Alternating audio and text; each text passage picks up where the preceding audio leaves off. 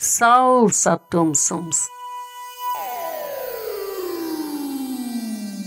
Dīk senos laikos esot arī bijuši lieli sodi par to, ja kāds otram ko sliktu novēlējis.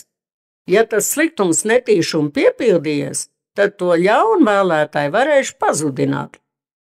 Runā, ka bijuši šalšvandzniekos divas smukas atraitnes. Vieni bijis mācītājs saimnieks, un otri bijusi ratnieka saimnieks. Abām ir dikti paticis viens jauns puisis. Tas atkal nav varējis izšķirties, kur no abām precēt. Mācītājs saimnieks dzīvājis miestiņu un varējis darbdienās asmukāk izstaigāt, tālāk dabojis virsroku. Ratnieks saimnieks nu bijuši gauži, dusmīgi un teikusi te otrai: Redzēs, kas todien notiks, kad tevi laulās. Nu, un ko domā? Kāds diena?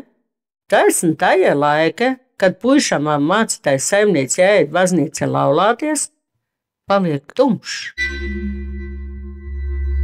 Saule aiziet priekš tāda mēla ripa. Viss salēc laktē, govs ganos apgulās. Cilvēki pārbijušies saiet baznīca un kopā mācītāji lūdz Dievu. Pēc kāda laika paliek gaišāks, kamēr ripa no saules pazūd pavisam. Nu mācītājs saimnieks pateica visiem, ka tā ir ratnieces uzsūtīt borību. Brauc visu uz ratniekiem. Ratniec liedzās.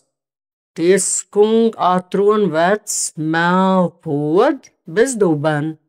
Prasa, lai saimniec atnes to podu dubenu. Saimniec to nevar atrast. Viss nospriež, ka taisni tik liela ripi bijis saulē priekšē, un ka ratnieks saimniec to podu dubenu turīja augšumu uzsviedus. Sasien ratniec un ved uz Alšvangu pie tiesas. Cauri jau podu paņem līdz priekš pierādīšanu. Tiesa nospriež, ka ratniec ir agana un tā ir jāsadedzina.